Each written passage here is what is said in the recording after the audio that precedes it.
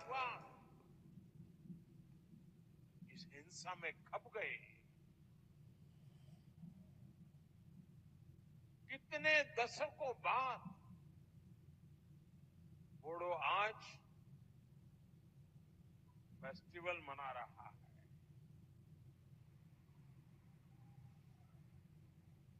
और रणचंडी नृत्य ये अपने आप में बोडो के सामर्थ्य को भी परिचित करवाता है।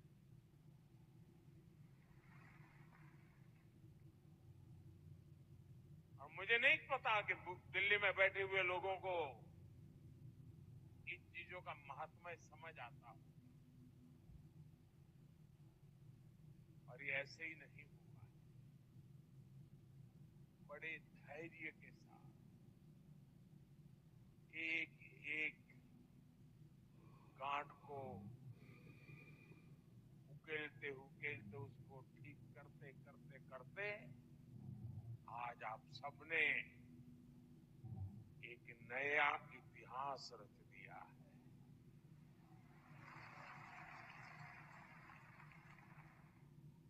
मेरे बोडो भाई और बहनों,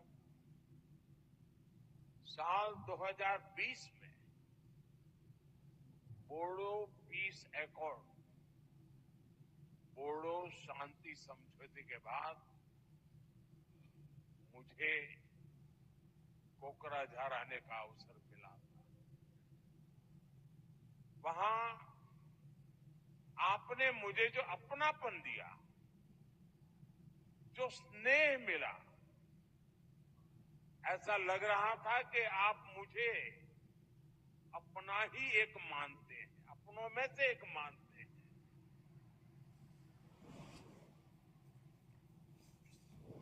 वो पल मुझे हमेशा याद रहेगी। लेकिन उससे ज्यादा कभी कभार तो एक आध बड़ा अवसर, एक वातावरण लेकिन यहां ऐसा नहीं हुआ। आज 4 साल के बाद भी वही प्यार, वही उत्साह, वही अपनापन। कोई कल्पना नहीं कर सकता साथियों कि मन को कितना भावुक बना देता है। और उस दिन मैंने अपने बोडो भाई और बहनों को कहा था कि बोडोलैंड में शांति और समृद्धि की सुबह हो चुकी है।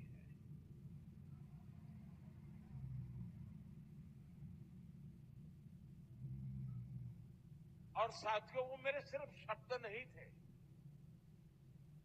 उस दिन मैंने जो माहौल देखा था, और शांति के लिए आप हिंसा का राह छोड़ करके निकल चुके थे, शस्त्र दे रहे थे,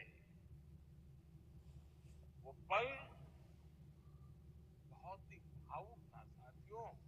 और उसी समय मेरे भीतर एक, मेरे अंदर से आवाज आई थी कि अब मेरे बोडोलैंड में समृद्धि की सुबह हो चुकी है। आज आप सबका उत्साह, आपके चेहरे की खुशी देखकर मैं कह सकता हूं, बोडो लोगों के उज्जवल भविष्य की मजबूत नींव तैयार हो चुकी है।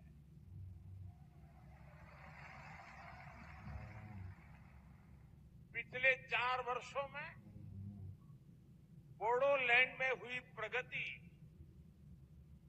बहुत ही महत्वपूर्ण है।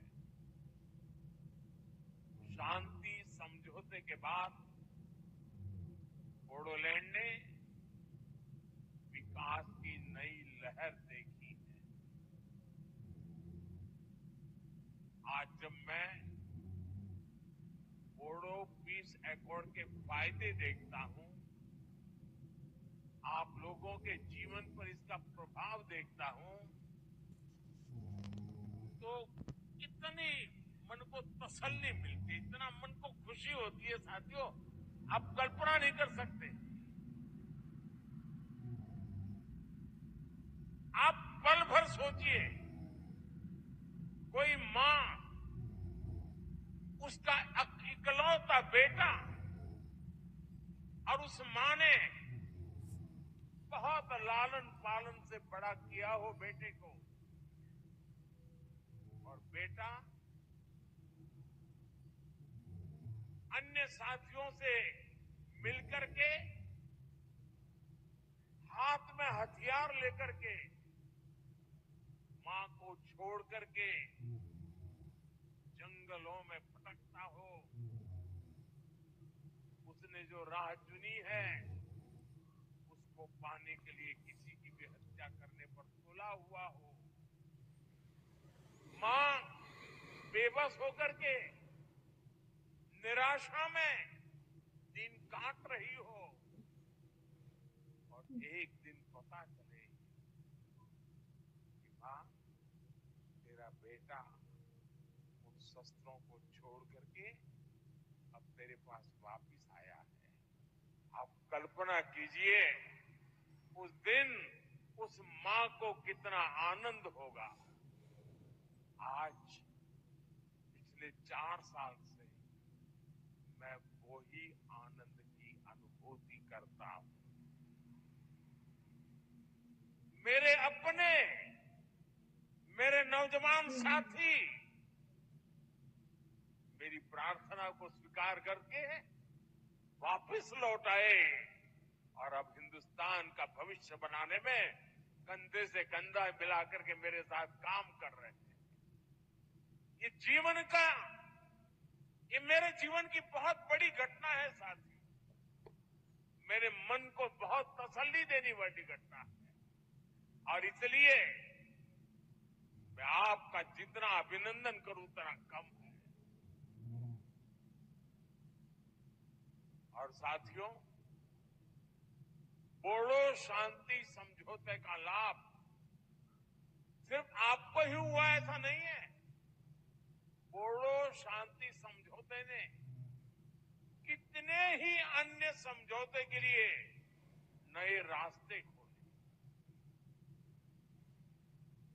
अगर वो कागज पर रह जाता तो शायद और लोग मेरी बात नहीं मानते, लेकिन आपने जो कागज पे था उसे जीवन में भी उतारा, जमीन पर भी उतारा, और लोगों के मन मस्तिष्क को भी आपने विश्वास दिलाया, और उसके कारण, आपके इस इनिशिएटिव के कारण और सारे समझौते के रास्ते खुले, और इसलिए एक प्रकार से पूरे नॉर्थ ईस्ट में आपने शांति की ज्योत प्रज्वलित की है। साथियों, इन समझौतों की वजह से सिर्फ असम में ही, ये आंकड़ा मैं फिर कहूंगा, दिल्ली में बैठे बैठे महारथियों को पता नहीं होगा, सिर्फ असम में ही 10,000 से ज्यादा युवाओं ने हथियार छोड़ा, हिंसा का रास्ता छोड़ा है, कि विकास की मुख्य धारा में वापस लौटे। किसी ने कल्पना नहीं की थी कि कार्बी एंगलोंग समझौता, ब्रू रियांग समझौता, LLFT त्रिपुरा समझौता, ये सारी बातें एक दिन सच्चाई बन जाएगा, और ये आप सबके सहयोग के कारण ये सब संभव हुआ है। और इसलिए एक प्रकार से मैं आज पूरा देश जब जनजातीय गौरव दिवस मना रहा है, तब जब आज भगवान बिरसा मुंडा की जयंती है, तब मैं आज यहां पर आप सबको थैंक यू कहने के लिए आया। धन्यवाद कहने के लिए आया। आपके परिवारजनों को प्रणाम करने के लिए आया।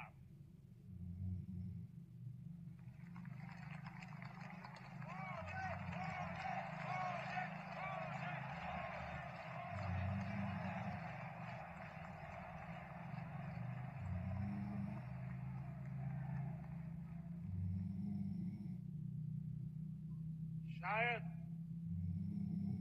जो सपना संजोया हो उसको अपनी आंखों के सामने चरितार्थ होकर के देखते हैं, तब हृदय भावनाओं से भर जाता है।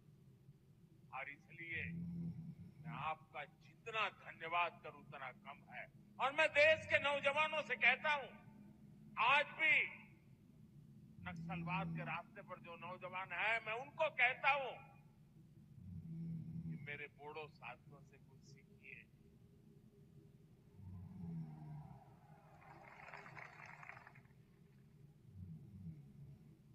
बंदूक को छोड़िए, बम बंदूक पिस्तौल का रास्ता कभी भी परिणाम नहीं लाता है। परिणाम बोडो ने जो दिखाया है ना, वही रास्ता लाता है। साथियों, विश्वास की जिस पूंजी को लेकर मैं आपके पास आया था, आप सबने मेरे उस विश्वास का मान रखा, मेरे शब्द की इज्जत की, और मेरे शब्द की आपने इतनी ताकत बढ़ा दी है, वो सदियों तक पत्थर की लकीर बन गया है।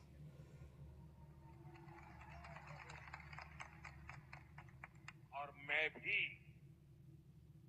हमारी सरकार, असम सरकार, आपके विकास में कोई कोर कसर बाकी नहीं छोड़ रहे हैं।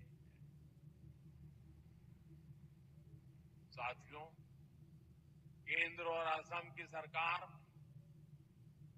बोडो टेरिटोरियल रीजन में बोडो समुदाय की जरूरतों और उसकी आकांक्षाओं को प्राथमिकता दे रही है। बोडोलैंड के विकास के लिए केंद्र सरकार ने 1500 करोड़ रुपए का विशेष पैकेज दिया है। असम सरकार ने भी स्पेशल डेवलपमेंट पैकेज दिया है।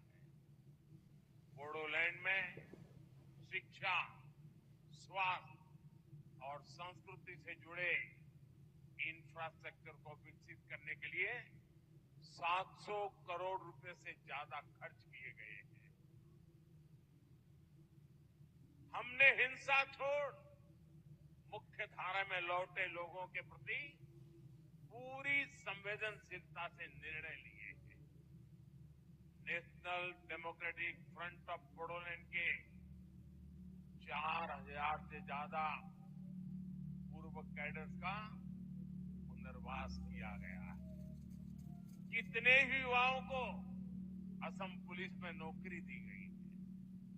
बोडो संघर्ष से प्रभावित प्रत्येक परिवार को असम सरकार ने 5 लाख रुपए की मदद भी पहुंचाई है। आपको जानकर खुशी होगी कि बोडोलैंड के विकास के लिए असम सरकार हर साल 800 करोड़ रुपए से ज्यादा खर्च कर रही है। साथियों, किसी भी क्षेत्र के विकास के लिए जरूरी है कि वहां के युवाओं को, वहां की महिलाओं का स्किल डेवलपमेंट भी हो और उन्हें अपना काम करने के भी पूरे मौके मिले। जब हिंसा रुकी तो बोडोलैंड में विकास का वटवृक्ष लगाना बहुत जरूरी था, और यही भावना सीड मिशन का आधार बनी। सीड मिशन यानी स्किलिंग, एंटरप्रेन्योरशिप और एम्प्लॉयमेंट डेवलपमेंट के माध्यम से नौजवानों का कल्याण, इसका बहुत बड़ा फायदा बोडो युवाओं को हो रहा है। साथियों, मुझे खुशी है कि कुछ साल पहले जो युवा बंदूक थामे हुए थे, अब वो स्पोर्ट्स के क्षेत्र में आगे बढ़ रहे हैं।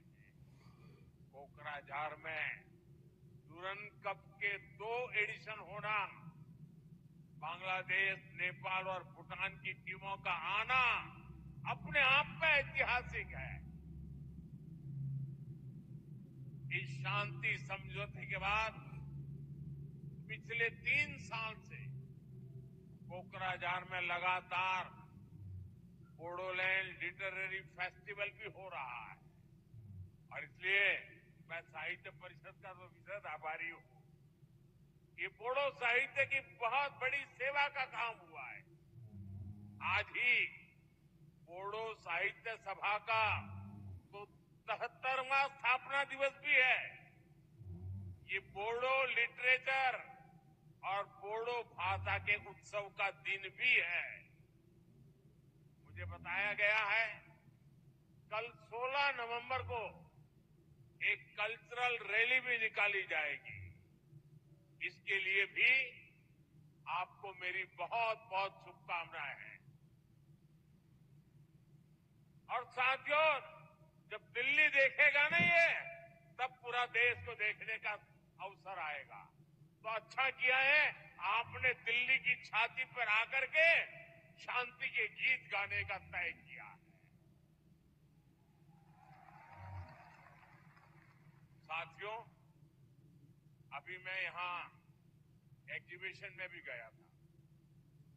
इस एग्जीबिशन में हमें समृद्ध बोडो आर्ट एवं क्राफ्ट इसके दर्शन होते हैं। यहां आरोनाए, दोखोना, गामसा, करई दाखिनी, थोरखा, जोगिशी, खाम, ऐसी अनेक चीजें वहां उपलब्ध है।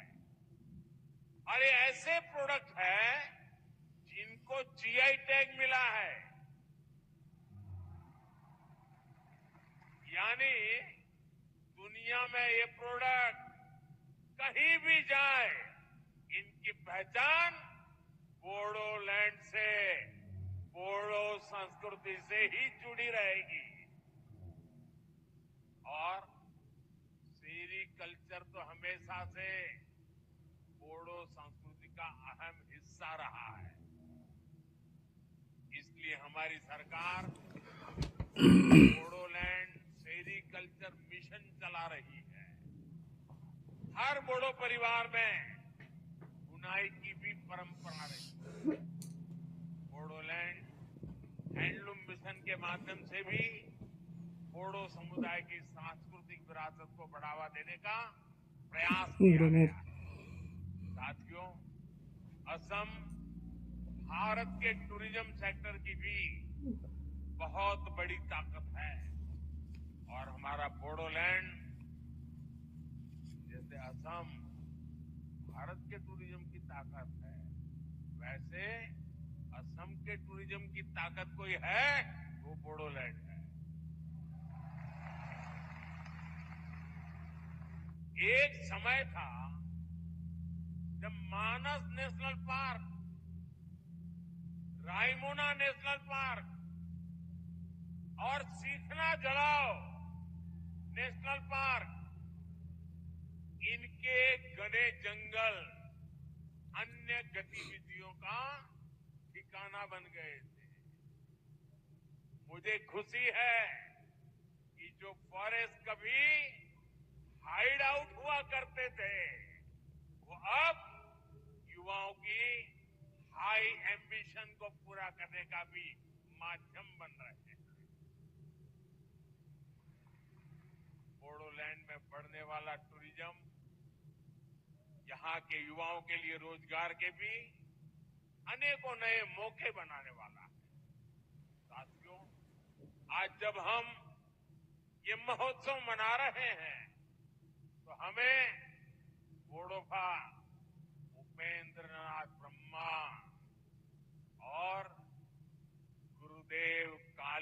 ब्रह्मा का स्मरण आना बहुत स्वाभाविक है। बोडोफा ने भारत की अखंडता और बोडो लोगों के संवैधानिक अधिकारों के लिए लोकतांत्रिक तरीके को हमेशा आगे रखा।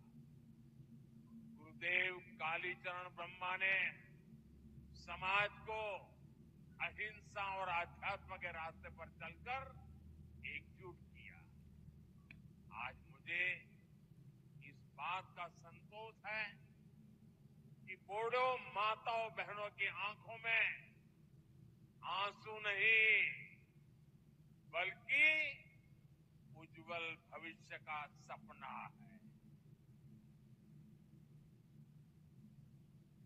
हर बोडो परिवार के मन में अब अपने बच्चों को बेहतर भविष्य देने की आकांक्षा है। उनके सामने सफल बोडो लोगों की प्रेरणा है।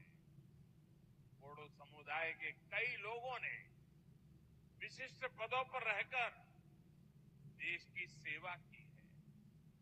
हमारे देश में मुख्य चुनाव आयुक्त इलेक्शन कमीशन रहे श्री हरिशंकर ब्रह्मा,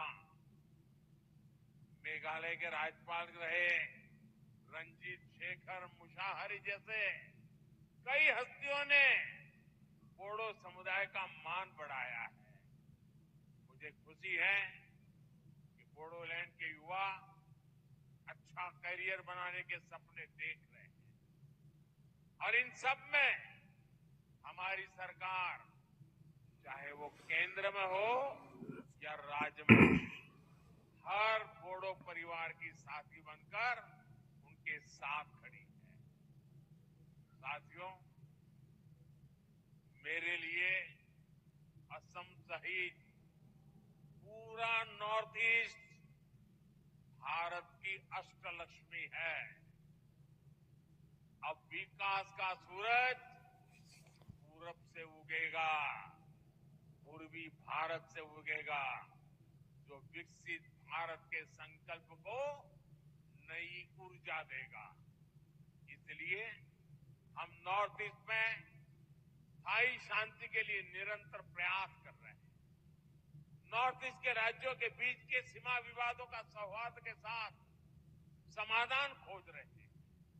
साथियों, बीते दशक में असम के विकास का, नॉर्थ ईस्ट के विकास का सुनहरा दौर शुरू हुआ।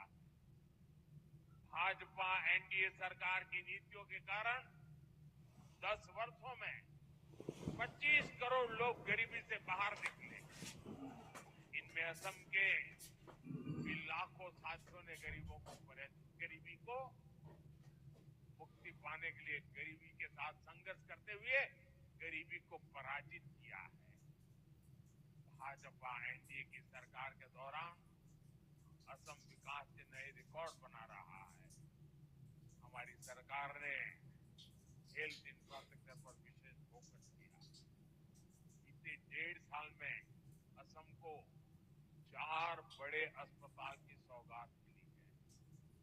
गुवाहाटी एम्स और कोकराझार, नालबारी, नागांव मेडिकल कॉलेज की सुविधा से सबकी मुश्किलें कम हुई हैं।